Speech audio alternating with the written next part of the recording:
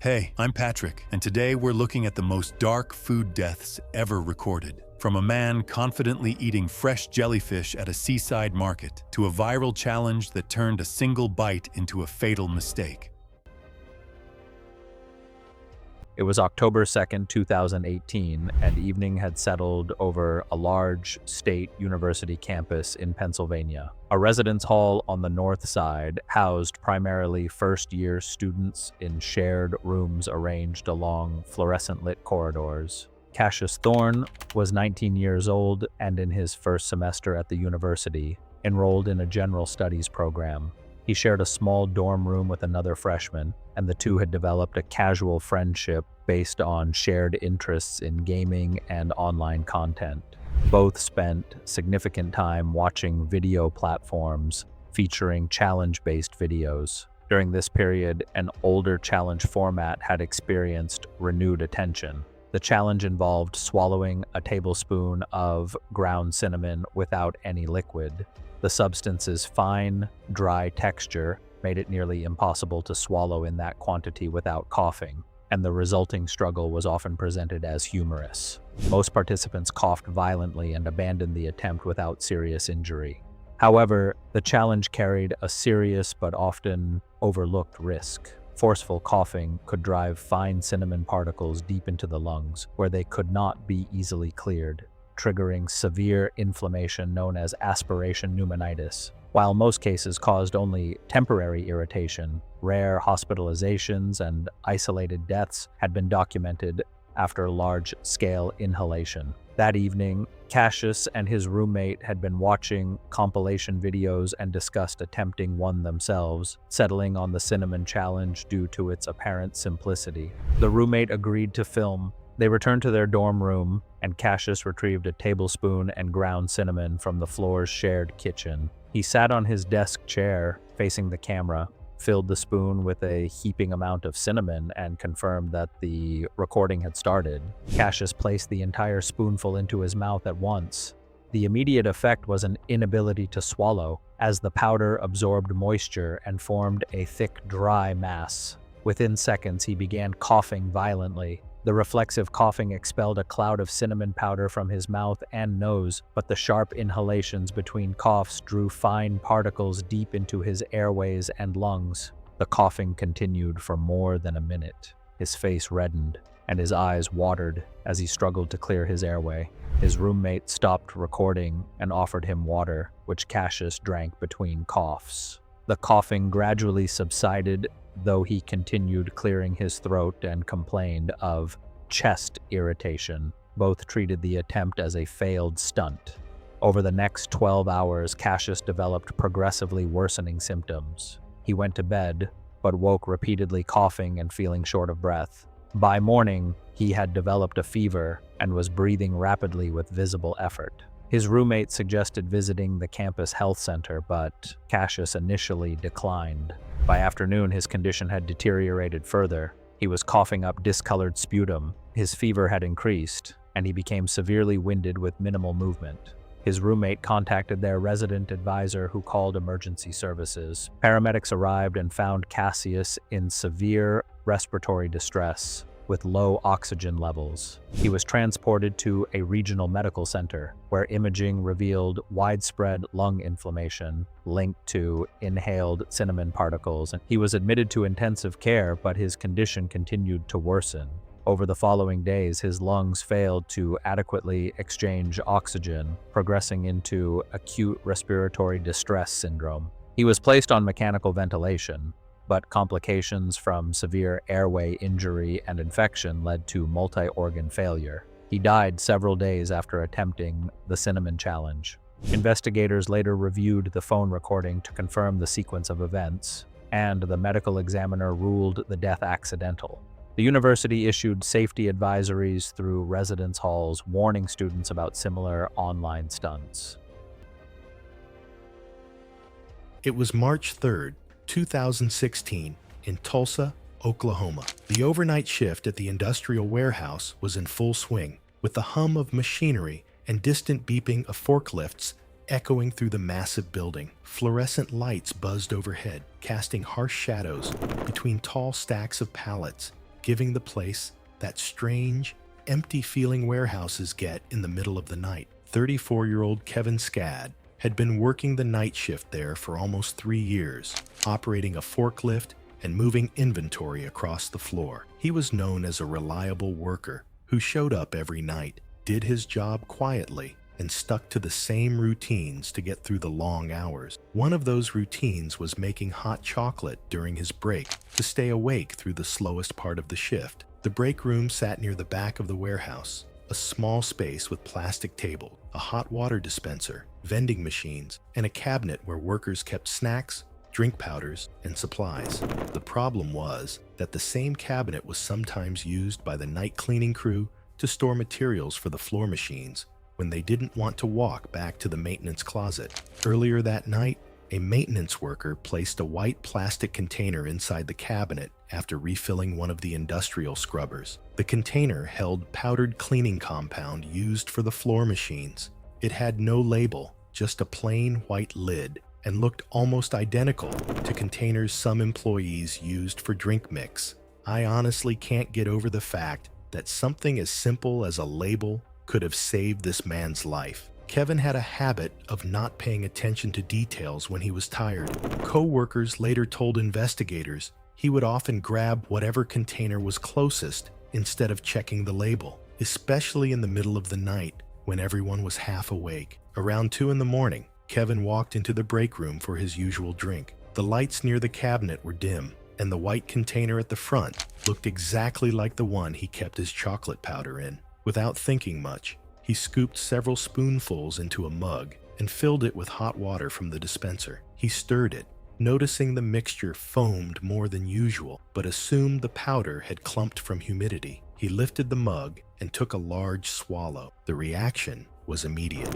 Kevin dropped the mug and grabbed his throat as the caustic liquid burned his mouth and tongue. He started coughing violently, spitting foam and liquid onto the floor as the chemical damaged the tissue in his throat. The pain forced him to his knees, knocking a chair over as he tried to breathe through the burning spreading down his airway. Co-workers heard the crash and ran into the break room to find him on the floor, gasping and unable to speak. His lips were already swollen, and his breathing sounded strained and high-pitched.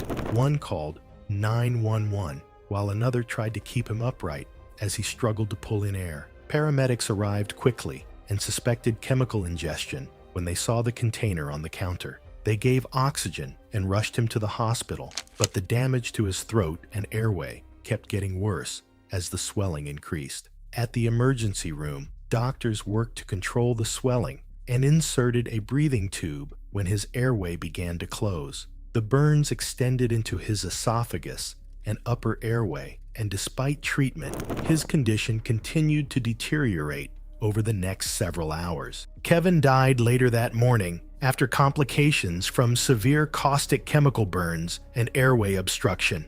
I keep coming back to the thought that Kevin was just trying to get a warm drink to make it through his shift. Something about that makes this one hit me harder than the others. The investigation determined that the cleaning compound had been stored in an unlabeled container inside the food cabinet, violating safety rules. Inspectors cited the company for improper chemical storage, and the incident was later included in a workplace safety report as a preventable fatal accident. I spent hours thinking about Kevin's case and kept coming back to the same thought. The way I see it, this is the most preventable death I've ever covered, and that's exactly what makes it so haunting. It was the night of May 9th, 2020, at a campsite in the desert in Arizona. The fire had been going for a few hours. The group had eaten, had drinks, and the conversation had slowed into the kind of easy back and forth that happens late at a campfire when there is nothing left to plan.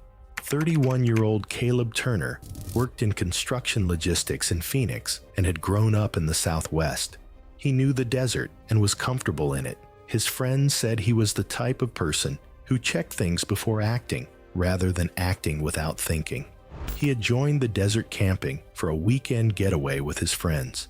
And look, I actually respect that quality in most situations. Checking before acting is more than a lot of people do. The problem here is what he checked and what he did not. Earlier in the evening, someone spotted a scorpion near the edge of the campsite. It was a large desert scorpion, thick-bodied, pale, the kind common in that part of Arizona. Likely an Arizona hairy scorpion. It moved slowly. Someone picked it up with a stick, and it sat on a flat rock near the fire while people looked at it. Someone made a comment that scorpions found in these deserts are good to eat. This is the part I struggle with, because I've been there. Around a campfire, the fire, the drinks, the dark, and someone says something that should sound ridiculous, but doesn't. He picked up his phone to look up if it was true. The connection was weak, the page loading slowly, but it was enough. What he found was general information. Most scorpions in North America are not considered medically dangerous to healthy adults. The descriptions were broad, not species specific, but they were enough to give him confidence. And this is where it starts to get deeply uncomfortable. What he did not look up, and what did not come to mind in that moment, was the other part of his medical history. Caleb had a known severe allergy to wasp stings, diagnosed when he was a child. So, he had carried an EpiPen for years because of it. The EpiPen was in the first aid kit in the truck, about 400 meters from where they were sitting.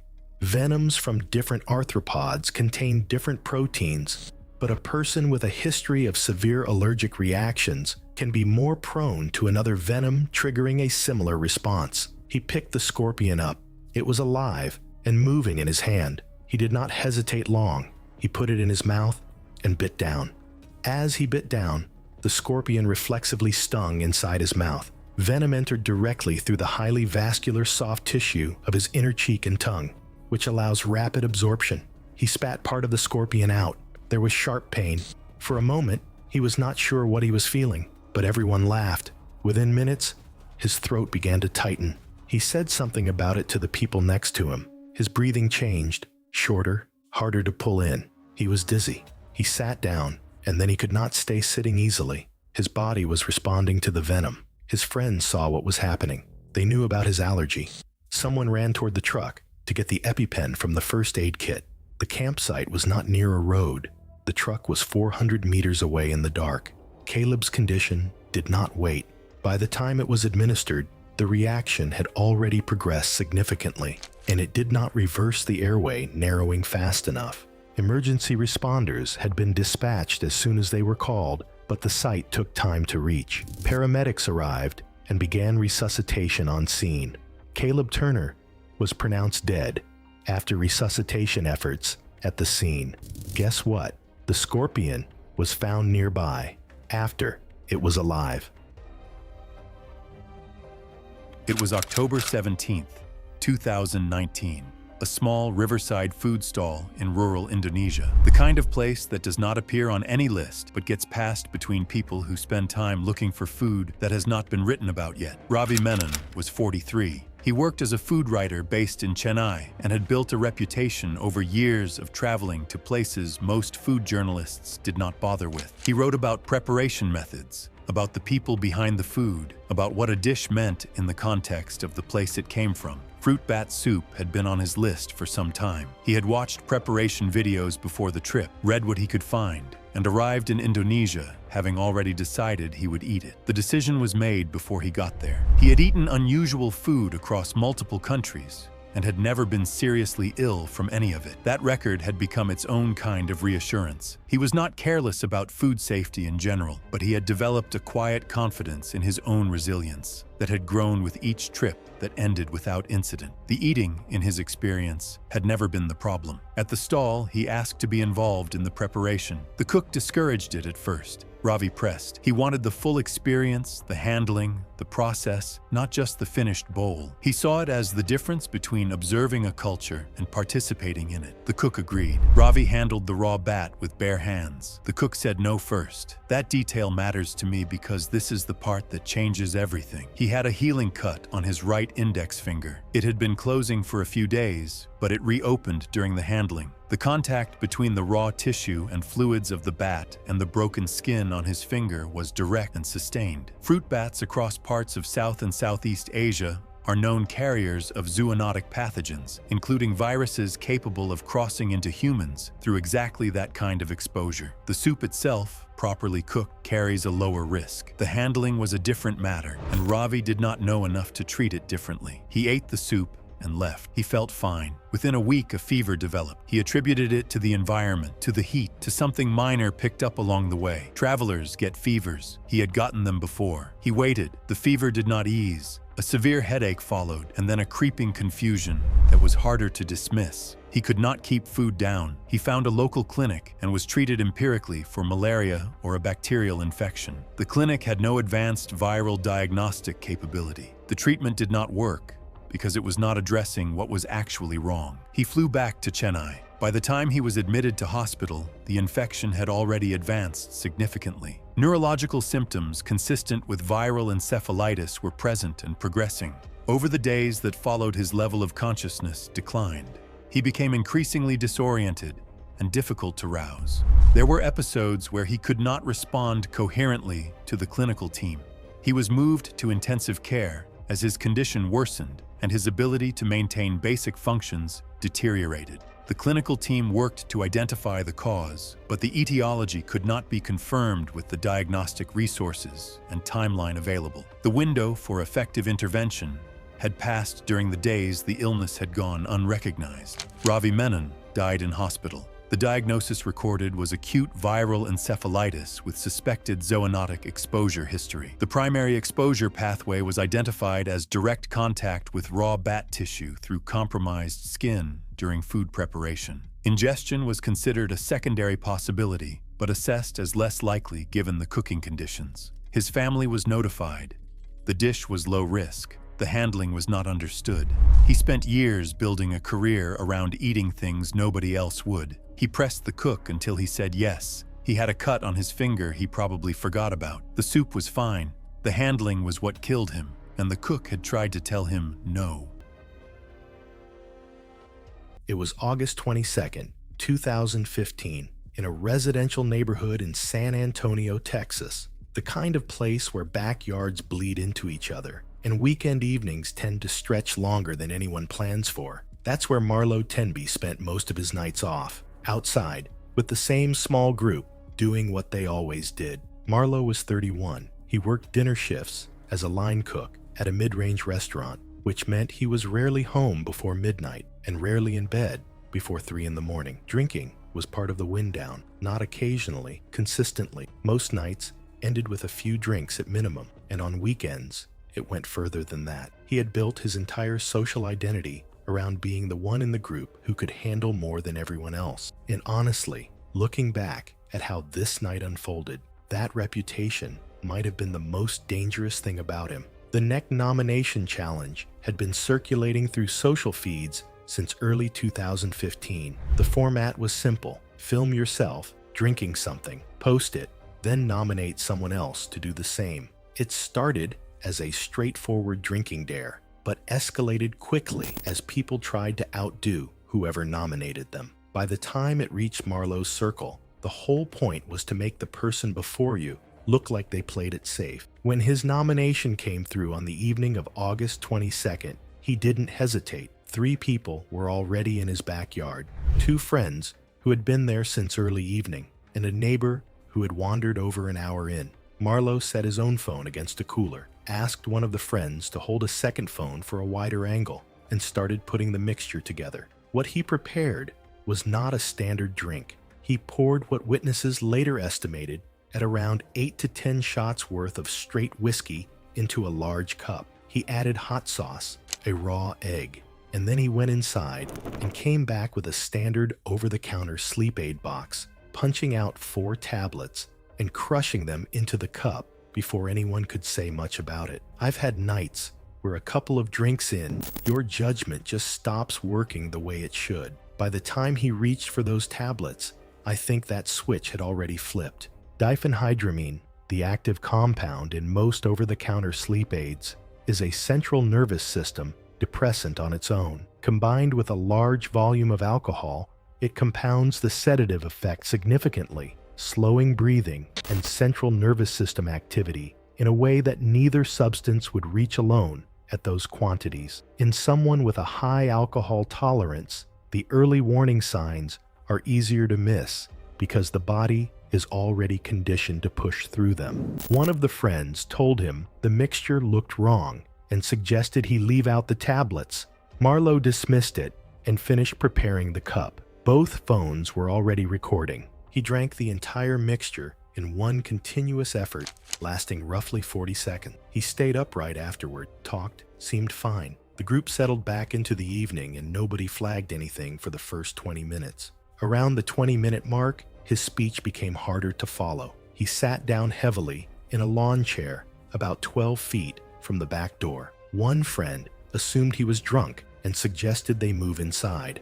Marlowe declined and stayed in the chair. By the 35-minute mark, his head dropped forward and he stopped responding to his name. All three witnesses were present when it happened. His breathing became shallow and irregular over the next several minutes. One friend shook his shoulders repeatedly and got no response. Under the exterior light, his lips had taken on a pale coloration that one witness described as wrong. Roughly 50 minutes after finishing the drink, his breathing stopped. The neighbor was the first to recognize that what they were watching had moved well beyond someone sleeping off a bad decision. By the time that recognition landed, it had already been too late for longer than any of them realized. Marlowe was confirmed dead at the scene. The cause of death was ruled acute respiratory and central nervous system depression from the combined volume of alcohol and diphenhydramine at levels considered fatal. The mixture was reconstructed from witness accounts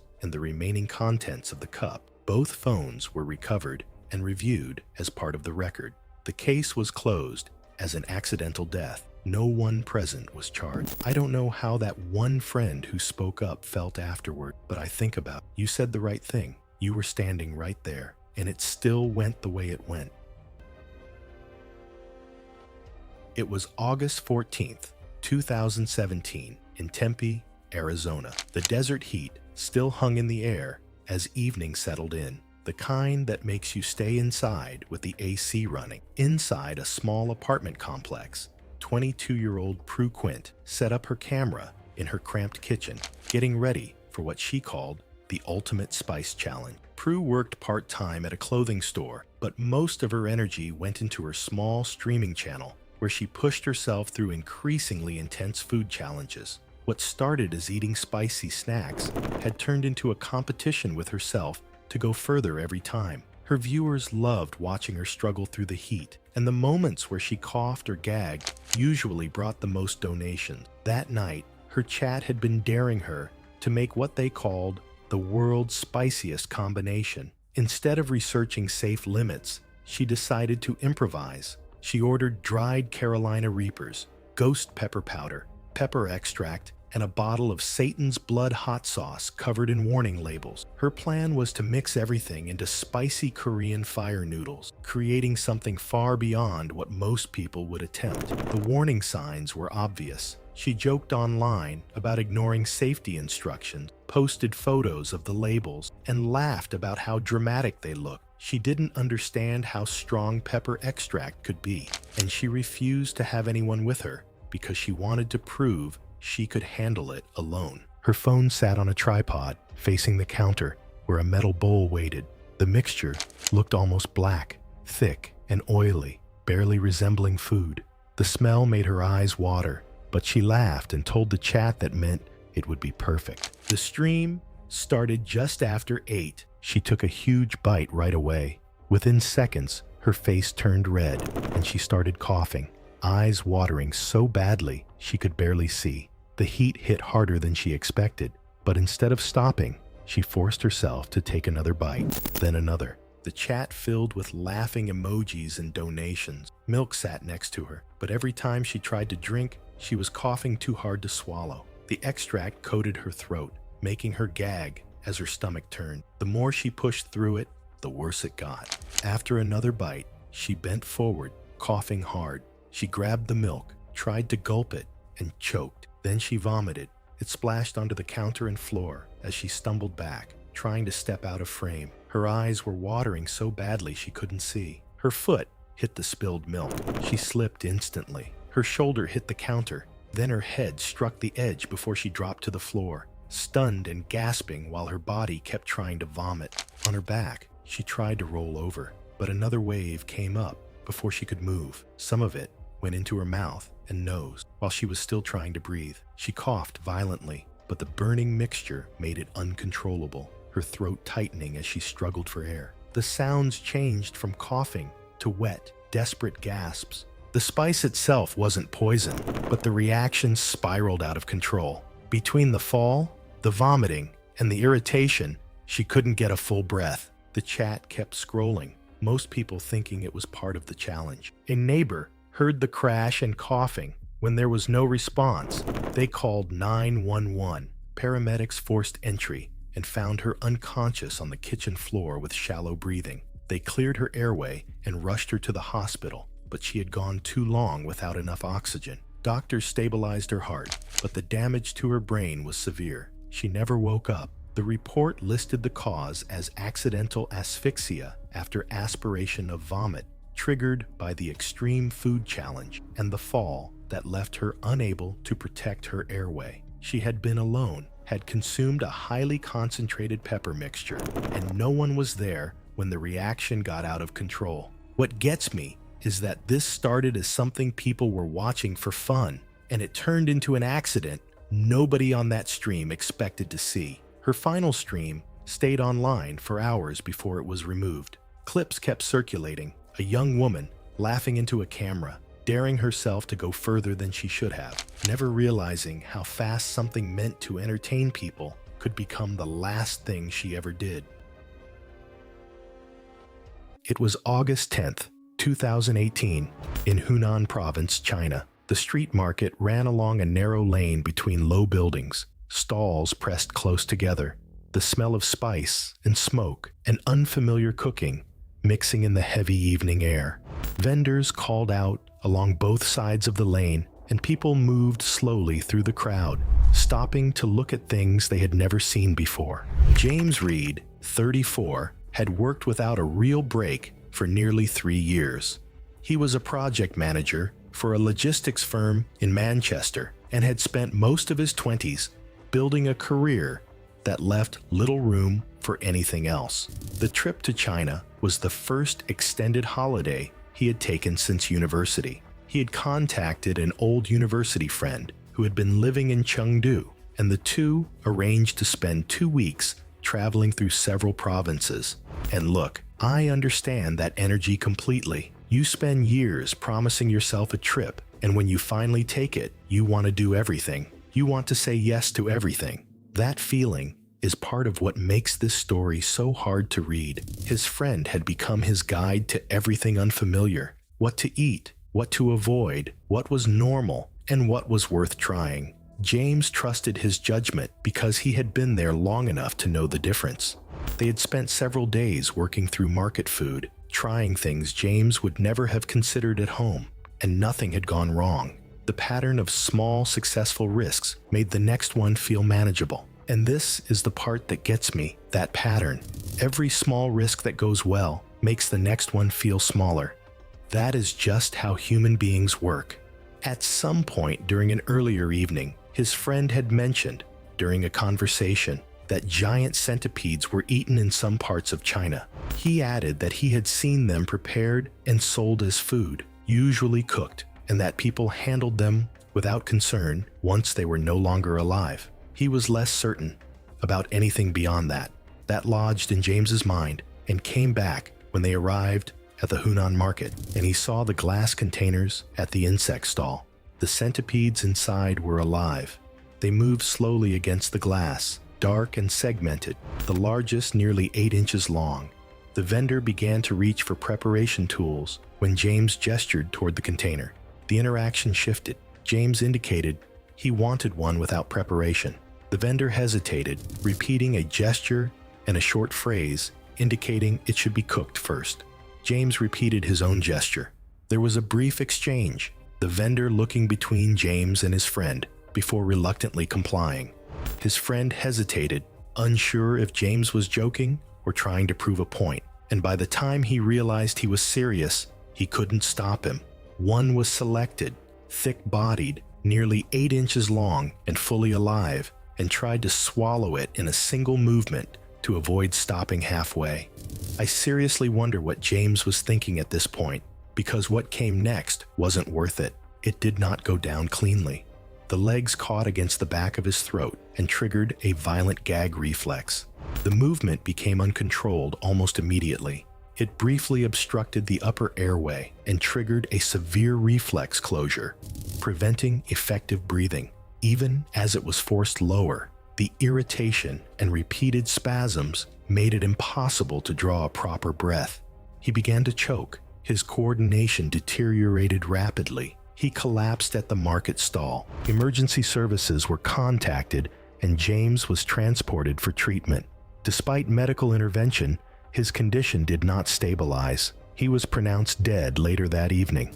Medical findings indicated acute airway compromise caused by obstruction and reflex airway closure, with contributing irritation from the animal. His friend gave a statement to investigators that evening. He didn't finish his trip.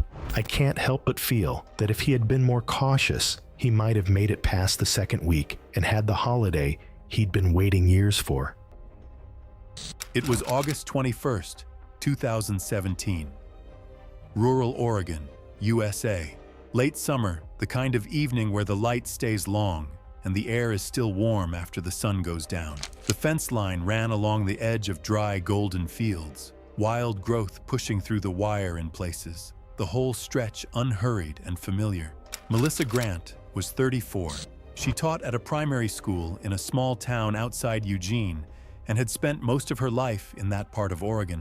That morning, she had opened her email at school and found out she had been offered her dream job, a position she had applied for twice before and had stopped letting herself hope for. She had walked home in a state she could not quite name, something between disbelief and a happiness she did not know how to hold yet. The evening walk along the fence line was part of how she settled herself after big days. She had been picking and eating small, dark, wild berries along rural paths for years. There were several species that grew along that fence line, and she had eaten from the area casually on previous occasions, without any problem. What she had picked safely before grew near a stretch that also contained deadly nightshade, and the distinction between them had never required her attention because she had never been wrong yet. I want to sit with that sentence for a second.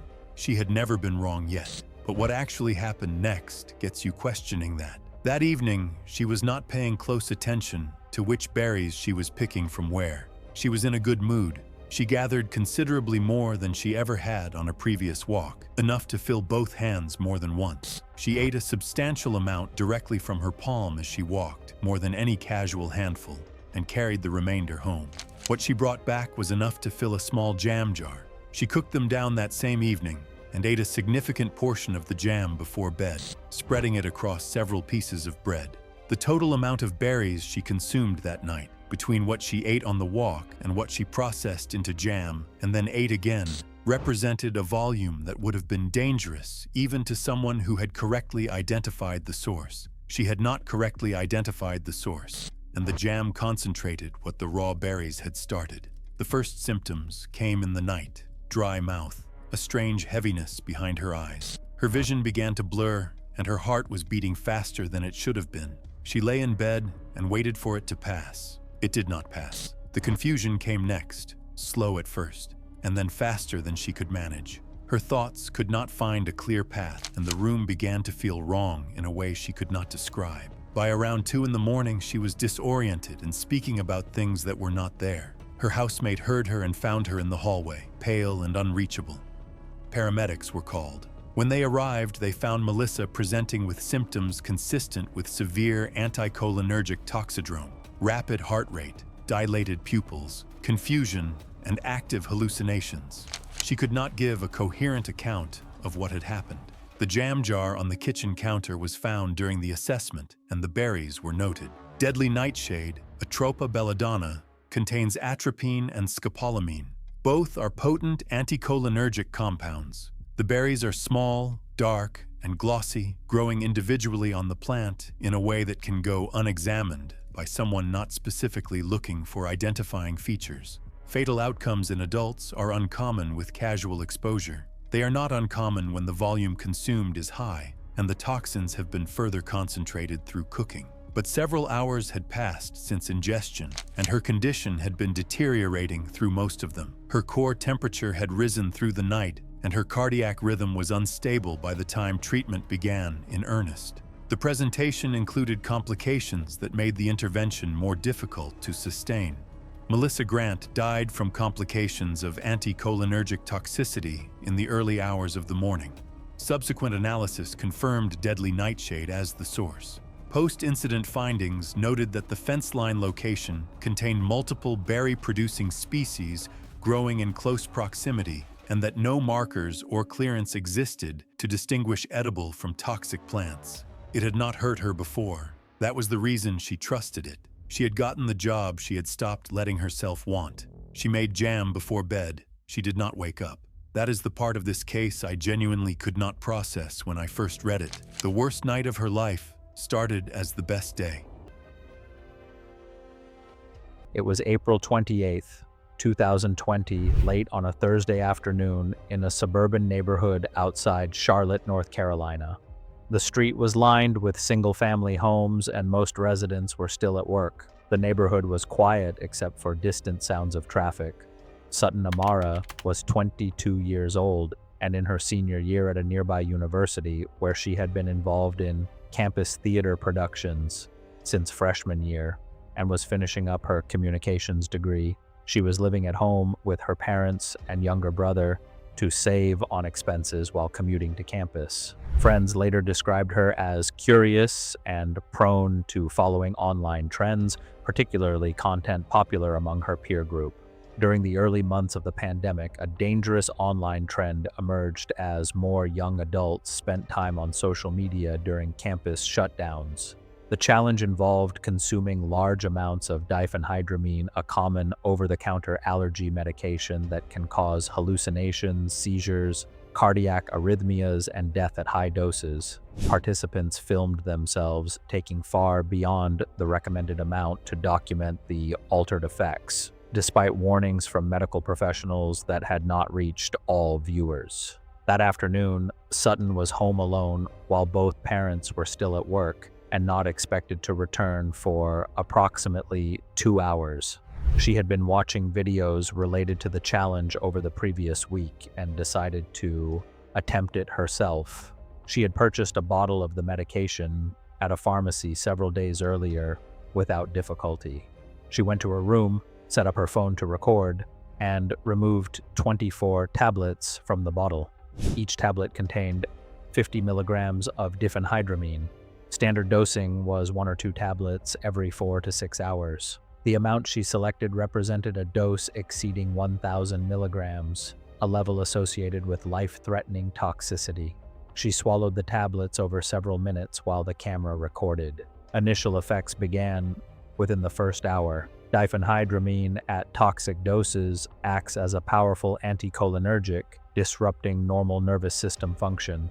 Sutton became increasingly disoriented, with blurred vision, dry mouth, and difficulty focusing. She remained alone in her room with the recording still running. Approximately 90 minutes after ingestion, her condition worsened rapidly. Her heart rate became markedly elevated as the drug interfered with normal cardiac conduction. Witnesses who later reviewed portions of the footage described her pacing unsteadily, appearing confused and distressed, though she did not attempt to call for help. Shortly thereafter, she suffered a generalized tonic-clonic seizure that lasted more than 2 minutes. She remained unconscious afterward, and a second seizure followed several minutes later. The toxic effects of the overdose caused severe electrical instability in both her brain and heart. Her father arrived home around 5:40 and went upstairs when she did not respond to his calls. He found her unresponsive on the floor with the phone still recording. He called emergency services while checking for breathing and pulse, both of which were weak and irregular. Paramedics arrived within 8 minutes and found Sutton in a life-threatening cardiac arrhythmia. They began resuscitation and transported her to a nearby emergency department under active CPR. Despite aggressive treatment, including medications and repeated defibrillation, she could not be revived. and was pronounced dead shortly after arrival. The medical examiner determined the cause of death to be cardiac arrhythmia with seizure activity due to acute diphenhydramine toxicity, with toxicology confirming a severe overdose. Her family later issued a public warning, and several pharmacy chains reviewed and reinforced existing purchase guidelines. Was November 18, 2017, in a converted garage studio in a dense urban neighborhood. The cramped space reeked of energy drinks and stale air, with cables, monitors, and exposed computer hardware crowding the room. Nikola Salimov, 27, had built his following through endurance streaming on a live streaming platform that pushed both his body and equipment to dangerous limits, often broadcasting for 24 to 48 hours while consuming massive quantities of caffeinated energy drinks. He relied on self-taught technical skills to build impressive custom PCs. Despite understanding computer hardware, he had no formal electrical safety training and routinely worked on live systems while pushing them beyond recommended limits, driven by income from donations and sponsorships that rewarded extreme streaming. His custom liquid-cooled PC, powered by a high-wattage supply and left open on his desk during marathon sessions, sat among tangled cables and spilled energy drinks, an increasingly hazardous setup he had come to see as normal. The planned 48-hour charity stream, fueled by sponsorship bonuses, sleep deprivation, and excessive caffeine, continued despite repeated warnings about the dangers of prolonged sessions and exposed electrical components. The stream began Friday evening, with Nikola explaining his charity goals to over 800 viewers. By Saturday afternoon, exhaustion and caffeine jitters were apparent. He frequently spilled drinks and knocked over items while attempting to maintain entertaining commentary, adjusting cables and cleaning liquid on his crowded desk while fighting micro-sleep episodes. The combination of fatigue, stimulant overuse, and live electrical components created an increasingly dangerous environment. During a particularly intense gaming session, Nikola reached across the desk to adjust a camera angle and knocked over a full 16-ounce energy drink into the open PC tower. The liquid contacted exposed electrical components, allowing current to travel through the metal chassis as Nikola grabbed the tower. The shock caused immediate muscle contraction and loss of control, disrupting his heart rhythm and forcing him backward. The shock continued until his movements knocked the tower off the desk, breaking the electrical contact, but causing him to fall backward and strike his head against a metal desk corner. Viewers immediately flooded the chat with emergency messages as smoke rose from the spilled liquid and damaged electronics. His friend Derek drove to the house and called 911 after finding Nikola unconscious with severe burns on his hands and arms. Paramedics arrived to find Nikola in cardiac arrest, with burns on his right hand and forearm and severe head trauma from the fall. Despite CPR and defibrillation, they were unable to restore a stable heart rhythm, and Nikola was pronounced dead after resuscitation efforts failed. The streaming setup continued recording until shut down by Derek, documenting both the accident and immediate emergency response. The coroner ruled the death a cardiac arrhythmia caused by electrical shock, with head trauma from the fall identified as a contributing injury. Electrical burns along Nikola's right hand and forearm, along with brain swelling from the impact, confirmed the sequence of events captured during the stream. The recording circulated briefly among viewers before being removed, and discussions within the streaming community shifted toward electrical safety and the risks of marathon broadcasts. Friends later cleared the garage studio, dismantling the damaged setup that had been left running when emergency crews arrived. Investigators closed the case as an accidental death tied to unsafe handling of powered equipment during a live broadcast. It was July 18th, 2019, at a market by the sea in Japan. It was the middle of the day. The sun was bright and the air smelled of salt and fish. The market ran along the waterfront. The stalls were close together. The ground was wet from melting ice. Vendors called out to the people walking past. Most of the stalls sold seafood. Kenji Sato, 44, worked as a purchasing manager in Osaka. He had driven to the coast for the weekend with no real plan. He had eaten seafood his whole life and was completely comfortable with it. He had tried most things that came from the water. He was not the kind of person who hesitated at a food stall or asked a lot of questions before trying something new. Being confident at a market like this was normal for him. It was just how he was. I want to be clear here. Kenji wasn't reckless. He wasn't showing off. He was a man at a seafood market, doing what he had always done. That distinction matters. He had eaten jellyfish before, more than once. The kind sold at restaurants and markets. Sliced thin, salted, dried until firm, sometimes seasoned. He knew what it looked like and what it tasted like. Partway through the market, he passed a stall selling jellyfish in its usual form, already sliced and packed. He looked at it and kept walking. A little further along, another vendor had something different. It was a large, fresh Nomura's jellyfish, one of the biggest jellyfish species in the world, laid out whole on a wide surface. It was large and pale, with thick tissue and a soft, see-through look. The vendor was offering to cut pieces from it for anyone who wanted to buy. A few people had stopped to look at it. Kenji looked at it and saw jellyfish, a fresher version, less processed, closer to its natural state. In his experience, fresher usually meant better when it came to seafood. He paid and waited while the vendor cut him a piece.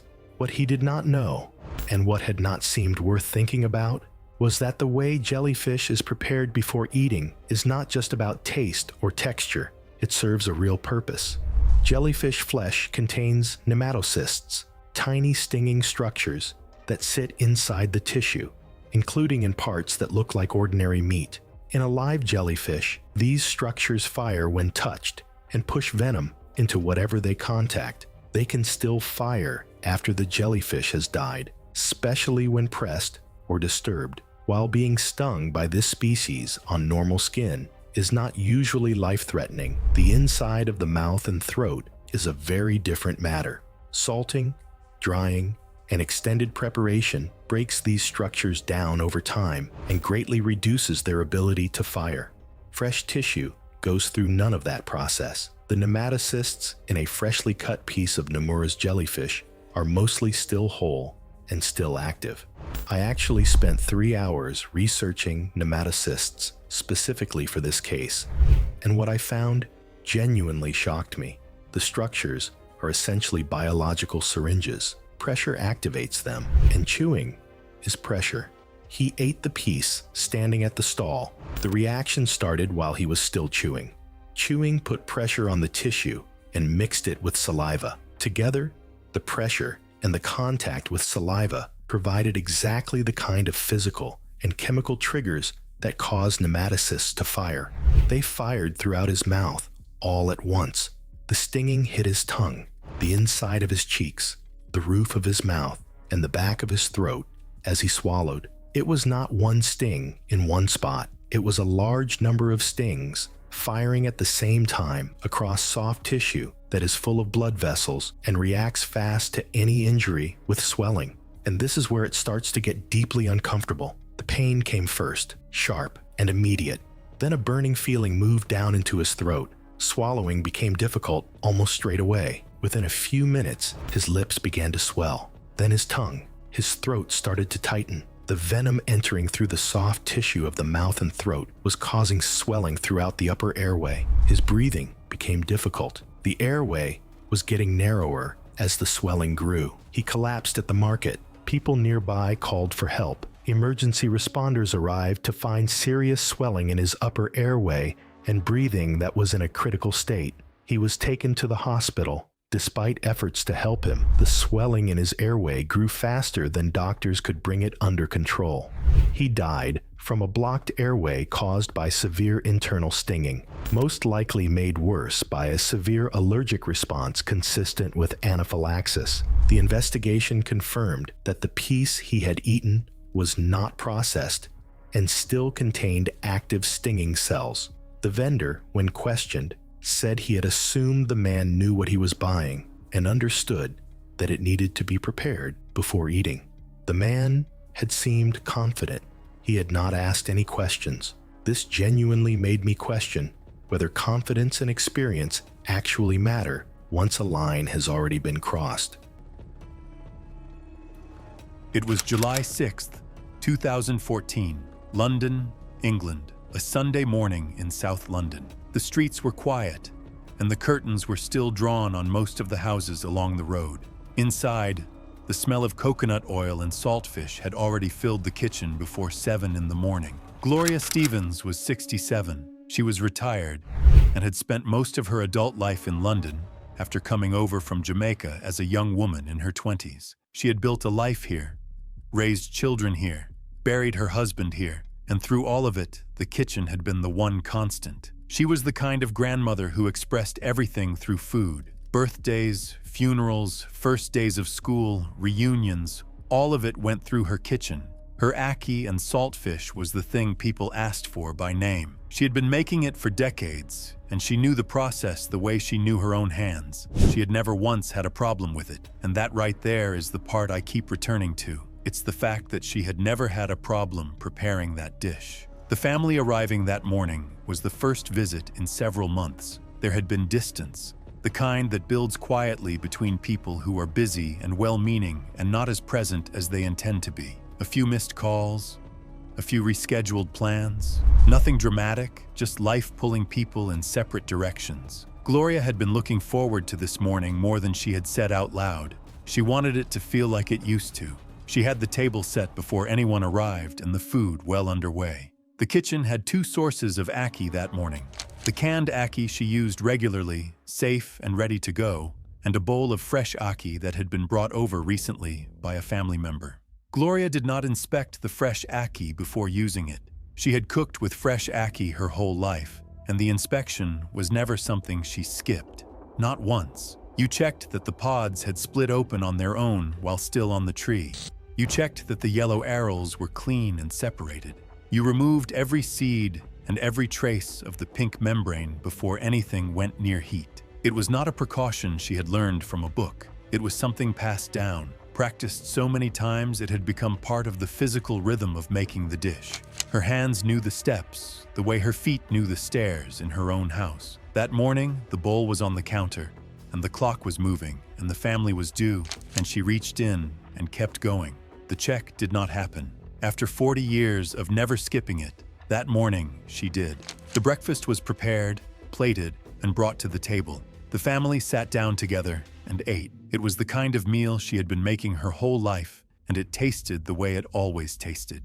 Within a few hours, the nausea started. Gloria put it down to the morning, to having eaten too quickly, to the heat in the kitchen. The others at the table felt mildly unwell too, but their symptoms were light and passed without much concern. Gloria's did not pass.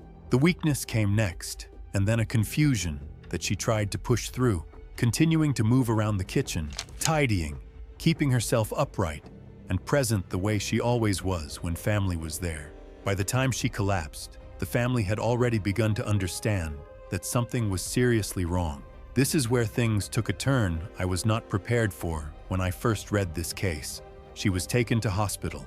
The connection to the ackee was not made immediately, and the cause of her deteriorating condition took time to identify. Her blood glucose was critically low on arrival. An IV dextrose infusion was started, and she stabilized briefly, enough to give the team a window to work. But the stabilization did not hold.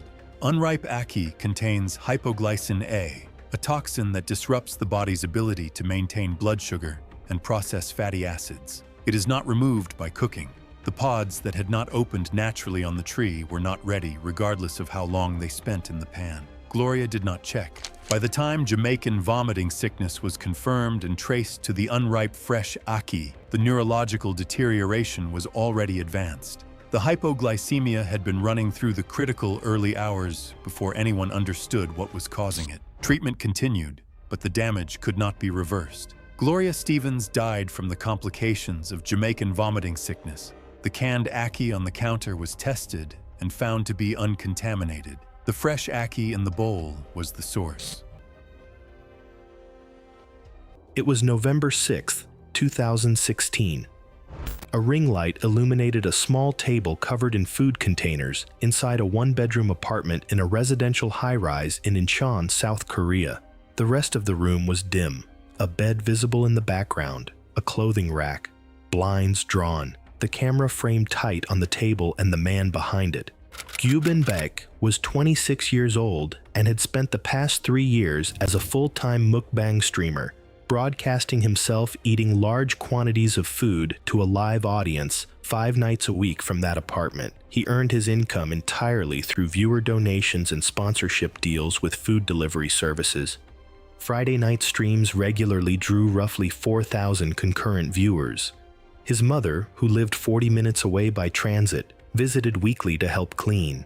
She later told investigators she worried about the isolation, the hours alone, the eating, the routine that never seemed to change. When I read that quote from his mother, I had to step away from my desk for a minute. So based on what I could find, Gubin had a signature move his audience had turned into a meme. Mid-bite, he'd pause, look directly at the camera with exaggerated wide eyes, and give a slow, deliberate thumbs up. Fans screenshotted it constantly. It had become his most recognizable image. He was competitive and stubborn about challenges, refusing to slow down during timed eating segments because viewer donations spiked dramatically during the final minutes. He'd pushed through visible discomfort in previous streams, and his audience had come to expect it. And I think that expectation is exactly what made this so dangerous, because when something actually goes wrong, everyone assumes it's part of the show. That Friday evening, he went live at 9 o'clock with roughly 4,200 viewers. The challenge was timed. A large quantity of tteokbokki, dense, chewy cylindrical rice cakes in thick sauce, a staple of Korean mukbang content. He was trying to beat his own previous record. Donations began immediately as the timer started. I need you to remember that detail, the donations, because it matters later. The first 15 minutes were routine, steady eating, narration between bites, the thumbs up to cheers in chat. Then he increased the pace, larger bites, less chewing, a faster rhythm. Donation amounts climbed. Approximately 22 minutes in, he paused abruptly. His jaw stopped mid-chew. His hand moved to his throat. He attempted to swallow, neck extended, head tilted back. Nothing moved. He tried again. His expression shifted from effort to something rigid. He pushed back and stood. The chair fell behind him. He leaned forward, mouth open, attempting to cough. No sound of air. He struck his chest with an open palm, then harder. His face reddened under the ring light. His eyes were wide, not the performative wide eyes of the thumbs up, but locked open and unblinking. And believe me, this recording was haunting to watch. Chat flooded. Spit it out. Drink water, call help. He pressed his abdomen against the table edge, but the table slid across the floor. He dropped to his knees. His movements became uncoordinated. He reached toward the camera, then his arm dropped. He collapsed sideways, partially visible in the frame. The seated camera angle captured only his torso and one still hand. His movement ceased within 2 minutes of the obstruction. The stream continued. Ring light, food, overturned chair, his motionless form at the edge of the frame. And I just want you to take a moment to process how heartbreaking that is. Viewers contacted Korean emergency services, but could provide his username, not his physical address. Dispatchers coordinated with the platform to trace his account, a process that created significant delay. Responders arrived roughly 35 minutes after the obstruction. The building manager unlocked the door. Gubin was pronounced dead on arrival at a nearby hospital. The medical examiner determined asphyxiation from complete airway obstruction. A dense bolus of rice cake had sealed the oropharynx. The platform implemented voluntary guidelines recommending solo streamers register a dispatchable address. His mother asked that the stream not be shared. A community fundraiser raised funds for his family, and his channel was archived at her request.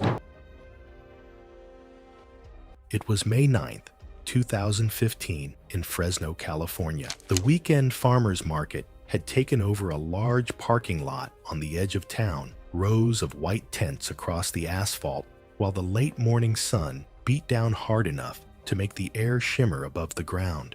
The smell of fresh fruit, grilled food, and hot pavement mixed together, the kind of scene that felt harmless and familiar to everyone walking through. 19-year-old Hannah Brooke was a community college student working part-time at a bookstore while taking classes during the week. She had always been the type to go along with whatever her friends suggested, especially when it came to trying new food. A few years earlier, she had dealt with liver problems after a bad infection, something she had mostly recovered from. But her doctors warned her to be careful about certain foods, especially raw seafood. That morning, she met up with 2 friends at the market, planning to walk around, grab lunch, and head home before the heat got worse. They moved from stall to stall, sampling fruit and snacks, until they reached a small seafood stand near the end of one of the rows. The booth was simple, just a folding table with a cooler full of ice and a handwritten sign advertising fresh oysters. The vendor stood behind the table, shucking them open, one at a time with a short knife, placing them on paper plates. It looked like any other small market setup, but there was no visible temperature gauge in the cooler and no health inspection tag posted anywhere on the table. One of Hannah's friends ordered a plate and started eating them right there. They joked you weren't supposed to come to a farmer's market without trying something raw at least once. Hannah hesitated at first. She had never liked raw oysters, and she remembered being told to avoid them because of her past liver problem. But after a few minutes of teasing, she gave in. To me, that moment of giving in is the most painful part of this whole story. Not because Hannah was weak, but because she was just trying to be a normal 19-year-old with her friends. She ate 3 oysters beside the stall, trying not to think about the texture as they slid down her throat. The shells sat in the cooler, surrounded by melting ice and water warming under the sun, something none of them noticed at the time. For the rest of the afternoon, everything seemed normal. They kept walking through the market, talking and laughing, and later that day, Hannah suddenly stopped and pressed her hand against her stomach. She said she felt sick, like something was twisting inside her. At first, they thought it was nerves or food she wasn't used to. Then she started sweating heavily, even though they were standing in the shade. Her skin turned pale, and she said she felt dizzy. A moment later, she vomited onto the pavement, the force of it making her drop to one knee. When she tried to stand, her legs shook so badly she had to lean against a parked car. Her breathing became fast and shallow, and blotchy red patches appeared on her arms and neck. One of her friends called 911 as Hannah slid down onto the hot asphalt, barely able to stay conscious. Paramedics rushed her to the hospital, where doctors suspected a severe bacterial infection linked to raw shellfish. Blood tests showed signs of sepsis developing, something that can happen when certain bacteria enter the bloodstream, especially in people with liver disease or weakened immune systems.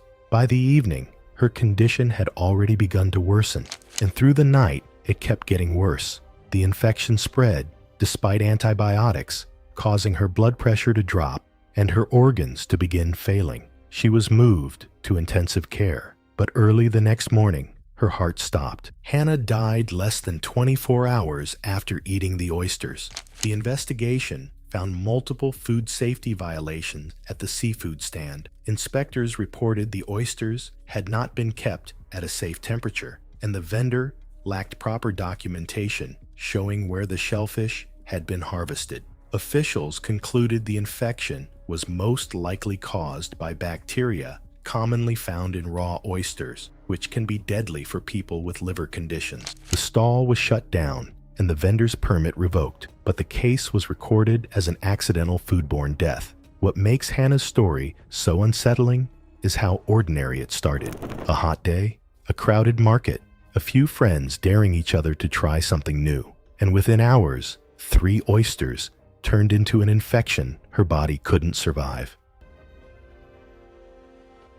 It was August 22nd, 2019, in a residential neighborhood in Central Florida. The afternoon was heavy with heat, the kind that did not ease when the sun dropped lower. The vegetation in the backyard was dense, broad-leafed plants crowding the fence line, patches of shade that stayed damp through the evening. Nancy Owen, 29, worked part-time as a salon assistant and managed most of her time around her own interests. She read widely and without a clear structure: health forums, translated articles, blog posts that led to other blog posts. Over the past year, her focus had settled on natural anti-aging remedies, not the commercial kind, the older, stranger kind, preparations and treatments described in obscure corners of the internet that claimed results the mainstream market did not offer.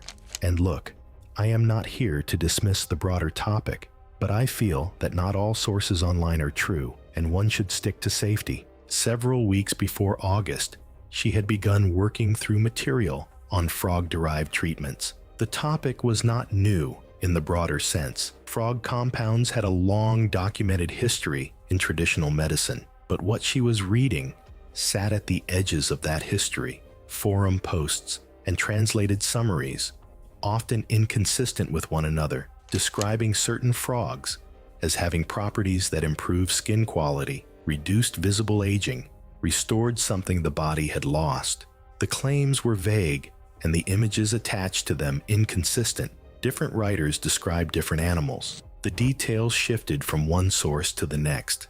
What stayed consistent was one idea: that preparation made it safe, that the animal itself, properly handled and cooked, carried properties the body could absorb and use. She read this enough times, in enough different places, that it stopped feeling uncertain and started feeling like something established. And this is the part that gets me, because I just said it earlier. You do not believe something because one source tells you.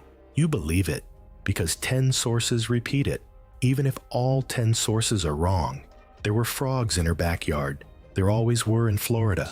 It was not something that required any particular conditions. That evening, she noticed one she had not seen before. It was large and slow-moving, sitting in the open near the base of the wall. The descriptions she had read mentioned larger frogs. This one was large. She did not consider the species further. She went and picked it up. What she was holding was a cane toad. Trust me, after looking up on this frog, frogs now scare me. Rhinella marina, one of the most established invasive species in Florida. Its parotoid glands, 2 raised structures sitting behind the head, secret bufadienolides, a class of compounds that act on the heart by interfering with the sodium-potassium pump that helps regulate cardiac rhythm. They are not reliably neutralized by typical cooking temperatures, and exposure most often occurs during handling before heat is applied. The toxin is present on the surface of the animal and transfers readily through contact, contaminating the hands, the preparation area, and anything touched afterward. She brought it inside and began working in the kitchen. She had no verified method.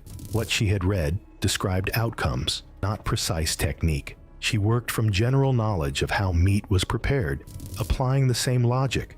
She handled the animal directly, turning it, applying pressure to position it. The parotoid glands expressed toxin under that pressure. It spread across her hands and onto the surfaces she used. She did not recognize it as a hazard. The sensations did not immediately register as danger, only as something unfamiliar. The toxin had already transferred to her hands and from there to her mouth during preparation. And this is where it starts to get deeply uncomfortable. By the time heat was applied, the contamination was already present.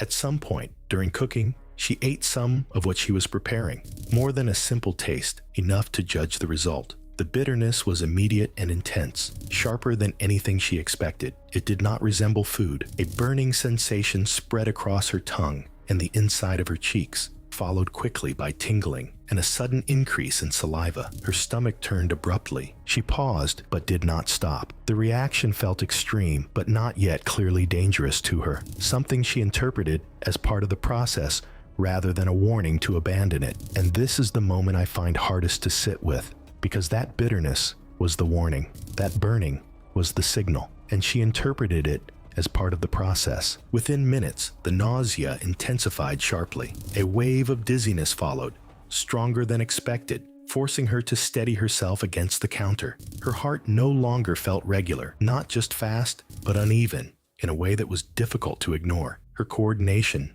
began to fail. The bufadienolides were already in her bloodstream, interfering with the sodium-potassium pump that helps regulate cardiac rhythm. She moved away from the counter and tried to sit, but her balance was unreliable. Over the next half hour or so, her condition deteriorated rapidly. The irregular rhythm of her heart progressed into a severe arrhythmia. She attempted to stand at one point and could not maintain her footing. She collapsed inside the home. Her roommate found her unresponsive later that evening. Emergency services were contacted. Paramedics arrived in minutes. Despite resuscitation efforts, her condition did not stabilize. She was later pronounced dead. Medical findings were consistent with bufadienolide toxicity and cardiac arrest. The remains of the prepared animal were still in the kitchen. Examination later identified it as a cane toad. It did not correspond to any frog species used in documented culinary or medicinal practice. The sources she had been reading had not clearly identified one.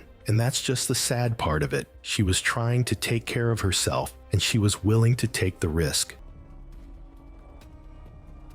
It was April 14th, 2016, County Cork, Ireland. A spring morning with the kind of light that makes everything in a garden look like it belongs there. The air was cool and carrying the smell of wet soil from overnight rain. The hedgerows along the back boundary were already thick with new growth, and the beds were pushing up green in every direction. It was the kind of morning that made it easy to be outside early. Patrick Howe was 44. He worked as a groundskeeper for a large private estate outside Cork City and kept his own garden at home with the same care he brought to his professional work. Vegetables, herbs, soft fruit. He knew his plot well and had been harvesting from it for years. Wild garlic had been growing in the same border for several seasons, and he had used it regularly in cooking.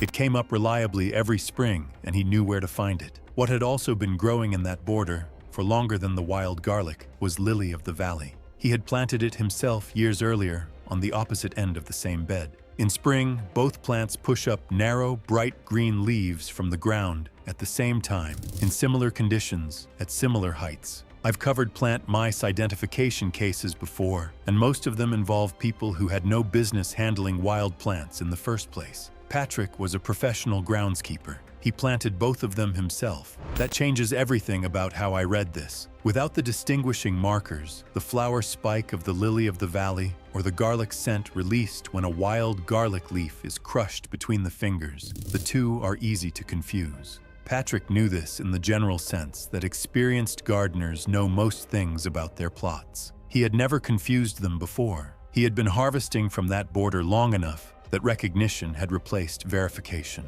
On the morning of April the 14th, he gathered a handful of leaves from the border and brought them inside. He prepared a salad and ate it at the kitchen table before his wife was up. The leaves he had picked were not wild garlic. He had not checked. He had not crushed a leaf between his fingers to confirm the scent the way a cautious harvester would. He had looked at the leaves, recognized the shape and the location, and assumed. The first symptoms came a few hours after breakfast, nausea and a heaviness in his limbs that he put down to the morning, then dizziness, a visual disturbance at the edges of his field of vision, a feeling in his chest that was not quite pain, but was not right either. He went outside and sat on the bench in the garden. By the time his wife found him, he was pale and sweating and struggling to describe what was happening. She called emergency services immediately. Patrick was transported to hospital by ambulance. He told the paramedics he had eaten leaves from his garden that morning. The clinical team identified cardiac arrhythmia on arrival, and based on his history and the symptom pattern, lily of the valley ingestion was strongly suspected. Aggressive cardiac management was initiated, including monitoring, electrolyte correction, and rhythm intervention. His condition stabilized partially in the early hours of treatment, enough to suggest the efforts were having some effect, but the stabilization did not hold. His condition deteriorated over the course of the day, despite continued treatment. The cardiac instability persisted and could not be brought under lasting control. Patrick Howe died from complications of plant toxin-induced arrhythmia. Subsequent analysis confirmed lily of the valley as the source. Lily of the valley contains cardiac glycosides, compounds that interfere directly with the electrical activity of the heart. They are present throughout the plant, including the leaves. Cooking does not neutralize them.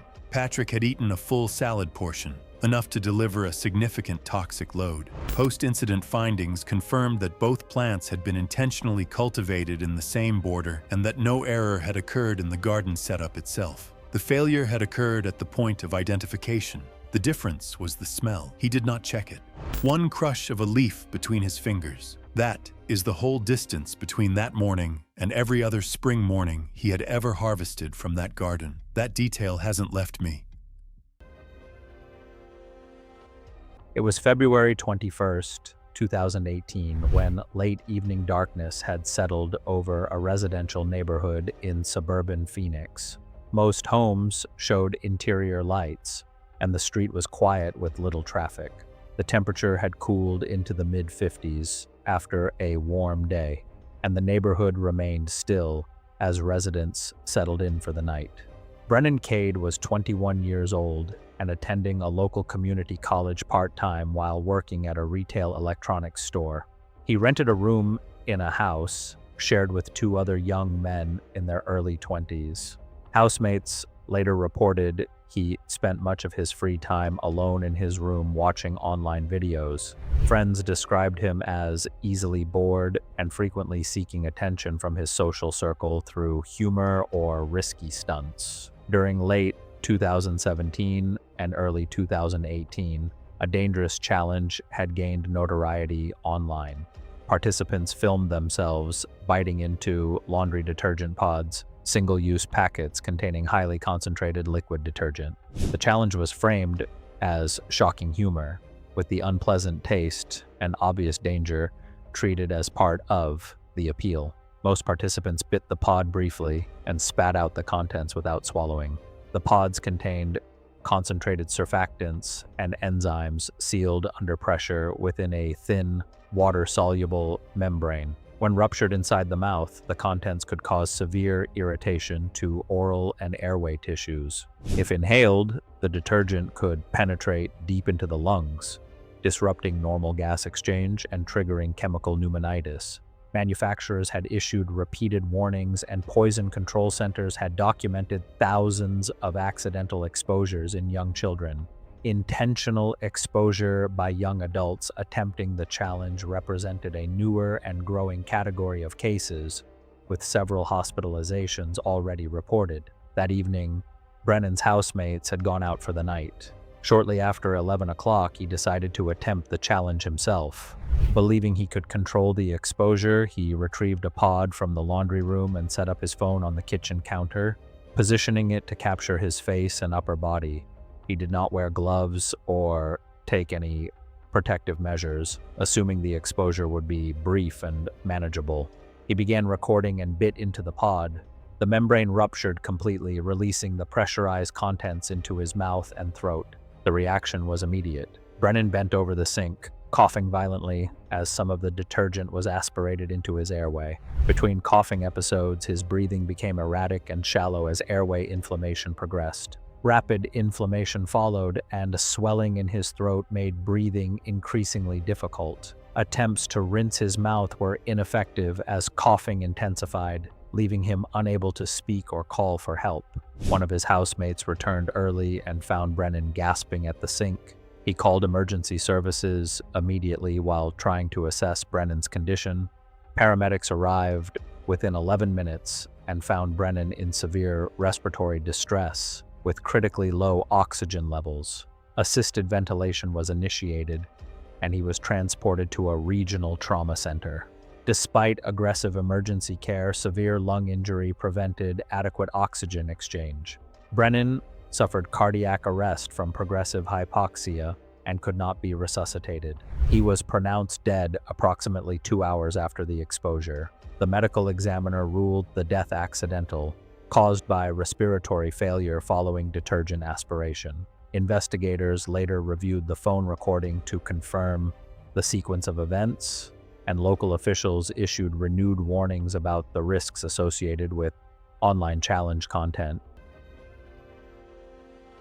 It was July 22nd, 2018, in Gainesville, Florida. The summer heat was heavy and humid, the kind that makes the air feel thick. Behind a worn-down apartment complex on the edge of town, the evening sun stretched across a patch of overgrown grass near a stagnant drainage pond, the dull green water buzzing with insects in the thick air. 27-year-old Lana Mott worked at a local diner, spending long shifts serving comfort food to truckers and college students passing through town. Outside of work, she liked posting videos online, especially clips of herself cooking strange things she found outdoors. Her friends always said she had no fear when it came to trying new food. That evening, Lana was hanging out behind the apartment building with two friends near the chain link fence separating the lot from the drainage pond. The area had become overgrown over the years,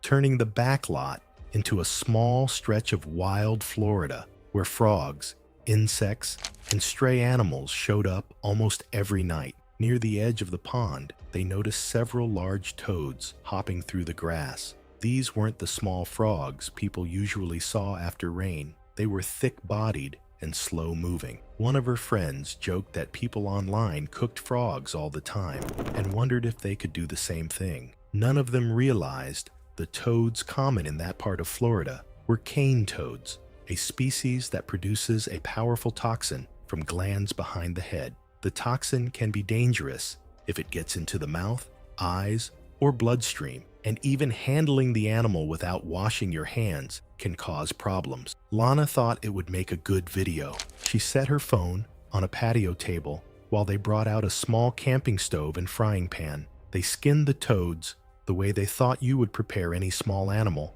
not knowing the toxin sits in glands behind the head and can easily spread during handling if those glands aren't properly removed. Pieces of meat went into the pan with oil, already contaminated during preparation, as she talked to the camera about trying something wild from behind the apartment. When the meat finished cooking, she took the first bite. At first, she laughed and said the taste was bitter. She wiped her mouth and took another piece, trying to act like it wasn't bothering her. Within a minute, she started coughing and said her tongue felt numb. She kept rubbing her lips, complaining about a metallic taste that wouldn't go away. Then her hands started shaking. She leaned against the fence, breathing faster, her face turning pale as nausea hit. She vomited into the grass and tried to stand, but her legs didn't respond right. Her friends thought she was just getting sick until she grabbed her chest and said her heart felt like it was racing. The toxin had already entered her system through contaminated meat and handling during preparation. She became confused, struggling to speak. Then her body stiffened before she dropped to the ground. One friend called 911, while the other tried to keep her awake as her breathing became uneven and her pulse erratic. Paramedics arrived within minutes and suspected poisoning when they saw the remains of the toads near the stove. Lana was still alive, but disoriented, her heart rhythm unstable as they rushed her to the hospital. Doctors tried to stabilize her through the night. The toxin affected her heart and nervous system, causing repeated irregular heartbeats that were difficult to control. Her condition kept getting worse. Lana died early the next morning after going into cardiac arrest caused by toxin exposure. I think the part that stays with me is that her last video is still out there. She's laughing, acting like everything is normal, and it's unsettling to realize nobody there knew they were watching her final hours. The investigation confirmed the animals were cane toads from the drainage pond behind the apartment complex. Wildlife officials explained the species carries bufatoxin in glands behind the head, and improper handling or ingestion can cause serious poisoning. The incident was ruled an accidental death caused by toxin exposure after eating wild amphibian. The apartment management posted warnings about wildlife near the pond afterward, but by then, the damage had already been done. I personally think Lana's story is one of the clearest reminders that cooking something doesn't always make it safe. It was October 15th, 2015, at a bush market in Limpopo Province, South Africa. The middle of the day, the sun was high and the air was hot and dry. The market sat along a dirt road between low trees and dry scrub. The stalls sold food, dried goods, traditional remedies, and animal parts used in cultural practices common to the area. Graham Ellis, 47, was from Leeds. He worked in property management and had been traveling through southern Africa with a small group for about 2 weeks. He was relaxed in unfamiliar places. When the group stopped somewhere, he usually moved ahead on his own. He liked to see what was further along. At this market, he walked down the stalls slowly on his own, looking at things the rest of the group had not reached. And look, I actually think that quality is admirable. Most people in a tour group stay with the group. Graham was the one who went to see what was around the corner. That curiosity is part of who he was. At one stall, he stopped. Among the items laid out on the surface were vulture heads, dried, dark, the kind sold for use in traditional practices in parts of the region. He stood and looked at them for a while. He asked the vendor about one. The vendor spoke enough English to answer, it could be prepared. It would be roasted at the stall. Graham asked what it would cost. He negotiated the price and paid. And this is the part I find interesting. He negotiated the price. It felt like an experience. He waited while the vendor prepared it over a small open fire at the stall. When it was done, he took it and ate most of it, standing right there. He thought of it as something unusual, but safe enough. Something people here ate, something that must be normal, something he would remember. Vultures eat carcasses. That is what they are for. Their digestive systems are built to handle very high levels of bacteria and decay, levels that would cause serious illness in most other animals. But that ability belongs to their own bodies. It does not clean their tissue. The bacteria are not specific to vultures. They are found in soil and in decomposing organic matter. If tissue becomes contaminated and remains in conditions where oxygen is limited, especially if decay has already begun, the bacteria can produce botulinum toxin before the animal is cooked. Botulinum toxin is one of the most powerful neurotoxins in existence. The toxin can be destroyed by sufficient heat, but uneven cooking, especially over a small open fire, may not reliably reach all internal tissue. I spent a long time on this part of the research, and what I found is that the risk was not in the vulture itself. It was in the gap between what the fire could reach and what it could not. Graham ate tissue from the skull, the parts where heat reaches least reliably. He felt fine when he left. He found his group, and the rest of the afternoon passed without anything unusual. He ate dinner that evening. He went to sleep. For approximately 18 hours, nothing happened to him. Then the symptoms began. First, mild fatigue and blurred vision, easy to dismiss as tiredness from the heat and travel. Then double vision, and a dry mouth that water did not fix. Then difficulty swallowing, and speech that came out slow and slightly wrong. Then a growing weakness in his breathing, not sudden, but steady, as though the muscles involved were becoming less and less able to respond. His condition was consistent with progressive neuroparalysis. The toxin was moving through his bloodstream and blocking the connection between his nerves and his muscles, one group at a time. What gets me about that sequence is how easy it was to dismiss at the start. Fatigue, blurred vision, heat, and travel. Every early symptom had a completely reasonable explanation. He was admitted to a hospital as his condition continued to worsen.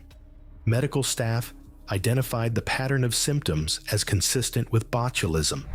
Supportive care was started. Advanced respiratory support, the kind needed to keep a person breathing while the toxin clears the body, was limited and took time to arrange. His condition did not stabilize. It continued to decline.